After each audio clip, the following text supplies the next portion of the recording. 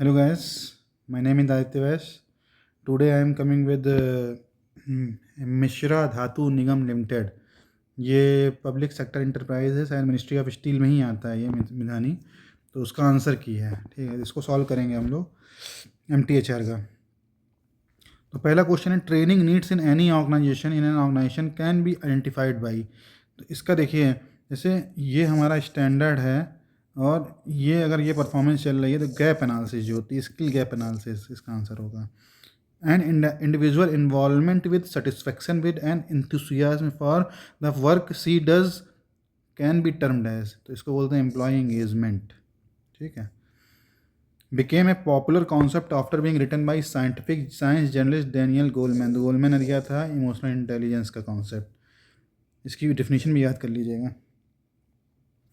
Which are the following statements are true. पूछ रहा कौन सा स्टेटमेंट इसमें सही है, ठीक है।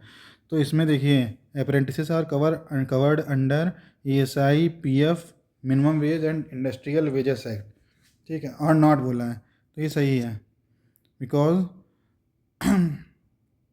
ये सही सेंटेंस है। Apprentice are not covered in the factories, इसमें कवर्ड होते हैं, ठीक है। Most of the matters connected with labour laws. Labour laws आपका ये जो आता है कॉन्करेंट में आता है। Which of the following company is not into providing psychometric test for hiring. तो ये क्वेश्चन थोड़ा सा अजीब सा लगेगा, ABC का कंसल्टेंट है, ठीक है। A recruitment tool which measures a prospective employee motivation to function in particular working environment is called. इसको बोलते हैं personality test. Deliberately planned effort to increase an organisation relevance and viability. It is a framework for the change process design to lead to desirable positive impact to all. देखिए, इसको बोलते हैं organisational development. ये 3 definition आप देखेंगे तो इसकी अलग है, इसकी अलग है, इसकी अलग है, ठीक है। A new emerging technique is in hiring called. ये गेमिफिकेशन बोलते हैं, जिसमें क्या कहते हैं, सिचुएशन में किस सिचुएशन में क्या काम कर रहा है। Virtual environment which expects the situation to react the situation which expects the candidate to react to a situation and respond to it. ये मतलब वर्चुअल इन्वायरमेंट क्रिएट करते हैं जिसमें देखते हैं कि कैंडिडेट कैसा रिएक्ट कर रहा है सिचुएशन को, ठीक है, कैसा रिस्पॉन्स कर रहा है, ऐसा है, ठीक है। गोल्डन हैंडशेक क्या होता है, वॉलंटरी रिटायरमेंट स्कीम होता है, VRS होता है। Which is the performance appraisal method in which the ratings of employ performance are distributed along the bell shaped curve आता है फोर्स डिस्ट्रीब्यूशन मेथड में। Which acts govern the payment by and the employer to an employee in case of. तो ये आपको जहाँ ये चीज़ दिख जाए वहाँ एम्प्लॉय कंपनसेशन एक्ट मार दी है। गोल्डन पैरासूट, देखिए ये आपका इंटरव्यू में पूछ सकते हैं, गोल्डन हैंडशेक और गोल्डन पैरासूट। तो गोल्डन पैराशूट क्या होता है कि an agreement between the company and employ specifying that the employ will receive certain significant benefit if employment is terminated in the selection process. False positive error क्या होती है, तो ये इंपॉर्टेंट क्वेश्चन है। ये आपको किसी पेस्ट्री में, मुझे नहीं लगता मैंने अभी तक सॉल्व कराया है, लेकिन ये क्वेश्चन पूछा जाता है। फॉल्स पॉजिटिव एरर क्या होता है कि candidate selected expecting success put failure success. मतलब कैंडिडेट एक्सपेक्ट करता है सक्सेस बट फेल्योर हो जाता है ऐसा करके, तो फॉल्स पॉजिटिव एरर होता है। स्ट्राइक एंड लॉकआउट आपका ID एक्ट में आता है। What is evidence based management. तो एविडेंस बेस्ड मैनेजमेंट होता है basin managerial decisions on the best available scientific evidence, ठीक है। हमारा नेक्स्ट क्वेश्चन रहेगा, ये है, students from the several college institution assemble at the one place for hiring. ये होता है कैंपस इंटरव्यू में आता है। एंड इसके बाद आपका है enlistration of group of employ encourage to exchange ideas freely by where by an idea however farfetched is not criticised. तो देखिए, ब्रेन स्टॉर्मिंग आंसर है इसका। और ये वाला क्वेश्चन भी इंपॉर्टेंट है, पढ़ लीजिएगा। लैटरल थिंकिंग ये किसने दिया था, ये भी पढ़ लीजिएगा, ठीक है। अकॉर्डिंग टू कौन सी थ्योरी है जो motivational of an individual depends on the desired goal and the strength of his expectation of achieving. तो यहाँ आपने एक्सपेक्टेशन देख लिया, तो रूम एक्सपेक्टेंसी याद आ जानी चाहिए आपको। द ये बोला है, is a set of procedure used for collecting direct observation of the human behaviour that have a key significance and meet methodically methodetically defined criteria. तो देखिए direct observation of human behaviour कर रहा था, तो ये क्रिटिकल इंसिडेंस टेक्निक में होता है। Termination of services by an employer because of replacement of the labour by machines, तो ये रिट्रेंचमेंट बोलते हैं इसको। Which of the following statements are true, तो देखिए ये क्वेश्चन यहाँ आपने 25 देख लिया, इसको आपको वैसे ही गलत कर देना है और यहाँ 10 यहाँ आ जाएगा, सही करके इसको आगे बढ़िए। Known to self, known to others, open area. Johari window interview में पूछा जा सकता है, बहुत इंपॉर्टेंट क्वेश्चन है। At a work environment, the term use to define an employ prolong exposure to intense emotional stress, burnout बोलते हैं इसको। OJT, on the job training. Employees are trained for when existing work method and techniques become obsolete, तो इसको बोलते हैं refresher training.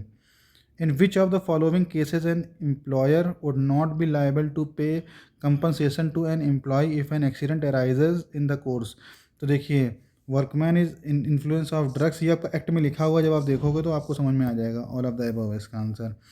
Some warning signs of low morale amongst an employee, तो ये high rate of absenteeism, tardiness, high labour turnover, all. मीजो organisation में group behaviour होता है, ठीक है। There is neither a separate ethics of business or nor is one needed. Standard of personal ethics covers all business situation, they was said by, तो ये कहा गया था पीटर एफ ड्रकर के द्वारा कहा गया था। देखिए फिलिप कोटर उनके थे, आपके मार्केटिंग के थे, तो ये आपके हट गए। इसके बाद एडम स्मिथ का इकोनॉमिक्स से था, ये भी हट गए। अब आपके इन दोनों में बसते हैं। तो देखिए ड्रकर जो था, ड्रकर जी का काफ़ी योगदान था इथिक्स वगैरह में, तो इसको आप इसमें इस तरीके से सोच सकते थे। Specific behaviour that steps from vision and mission, तो वैल्यूज़ बोलते हैं। Role plays, in-tray exercise, group exercise क्या होती हैं, बिहेवियरल एनालिसिस के लिए होती हैं।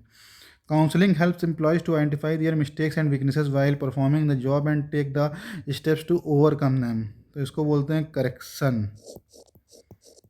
Correction counselling. एक मिनट, इसको हम लोग ऐसे देख सकते हैं, counselling help identify their mistakes and weakness while performing the job and take steps. तो बेसिकली देखिए आप लोग कैरियर काउंसलिंग तो पढ़ते ही हैं। एक बार अब इसमें करेक्शन काउंसलिंग दिया गया, इसको मैं वेरीफाई कर लेता हूँ 2 मिनट में, मैं आपको नेक्स्ट वीडियो में इसको या इसी वीडियो में लास्ट में इसको बताऊँगा करके। तो बेसिकली ये बिहेवियरल मॉडिफिकेशन टेक्निक होती है, इसका आंसर करेक्शन काउंसलिंग सही ही होना चाहिए, ठीक है। What is this process called increasing the depth of A job, तो ये इनरिचमेंट होगा, ठीक है, जॉब इनरिचमेंट। HR ऑडिट क्या होता है, a method by which HR human resource effectiveness can be assessed, ठीक है। Is a set of action that employ take to separate themselves from the organisation, इसको बोलते हैं विड्रॉल बिहेवियर, ठीक है। इसके बाद इसमें क्या आता है, एक्सटर्नल फॉर्म ऑफ रिक्रूटमेंट क्या होता है, ये भी है एक्सटर्नल, ये भी एक्सटर्नल, ये भी एक्सटर्नल है, ठीक है। इसके बाद is a data point that differ significantly from the other observation, the concept is also use in understanding the group behaviour as there could always be a person, things or fact that is very different from the other people, ठीक है। तो ये थोड़ा सा अलग question है, इसका answer है आउटलायर।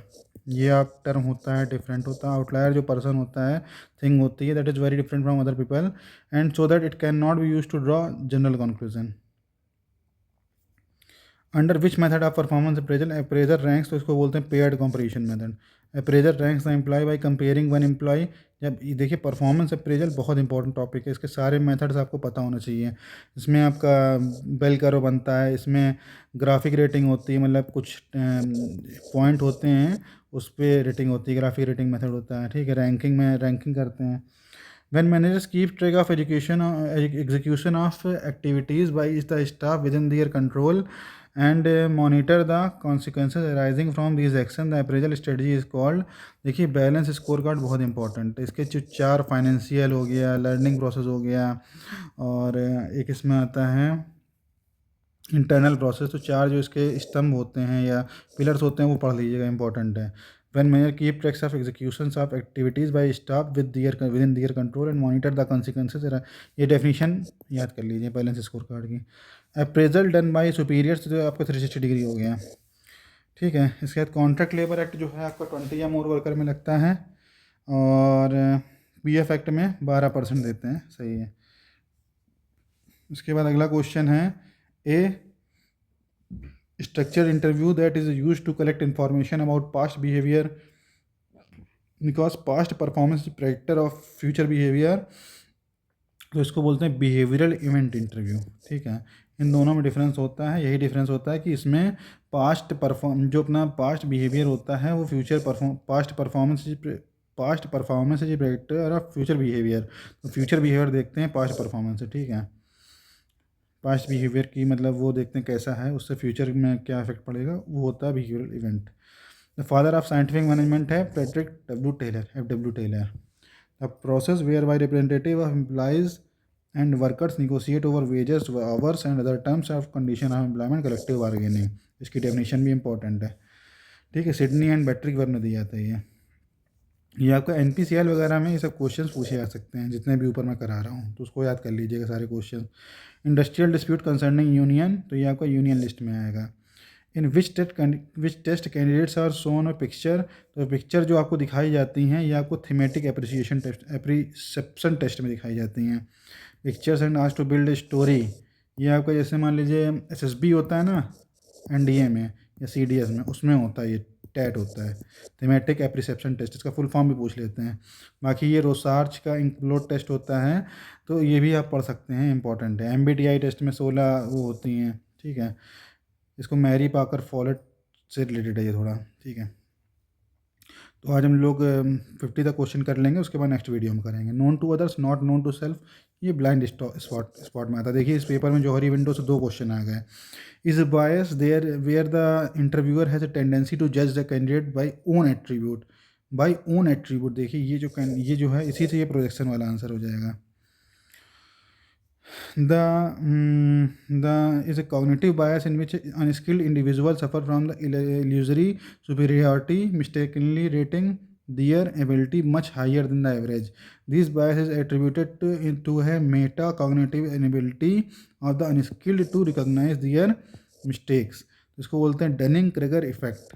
ठीक है, ये आपने पहली बार पढ़ा होगा, लेकिन ये इसको याद कर लीजिए, डनिंग क्रेगर इफेक्ट होता है। ठीक है, इसके अलावा इसके जो बाकी इसमें ऑप्शन हैं, पीटर प्रिंसिपल ही पढ़ सकते हैं, पार्किंसन लॉ भी पढ़ सकते हैं। बाकी जो इसके अगले पार्ट में हम लोग 51 के बाद के क्वेश्चन करेंगे। Thank you.